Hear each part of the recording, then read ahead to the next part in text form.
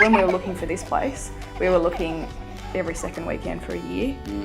But with Ben's help, we just didn't have to do that. So that took that time that we could spend with our kids on the weekends. They were just listening to sort of our situation, and we got a really good vibe that they were on our side. That showed me that they weren't there just to get money out of you, just to get the commission, just a cookie cutter approach. They actually cared about me as a client and, you know, the actual finding the right fit for me. It's a smooth process. The guys were awesome to deal with.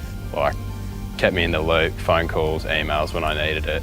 It's just such an easy process. Just get started though. You're not going to get anywhere if you don't get started. The service is, honestly, I can say the best service I've ever received from anybody. Got a guy here that has got a wealth of experience. He's got lots and lots of contacts.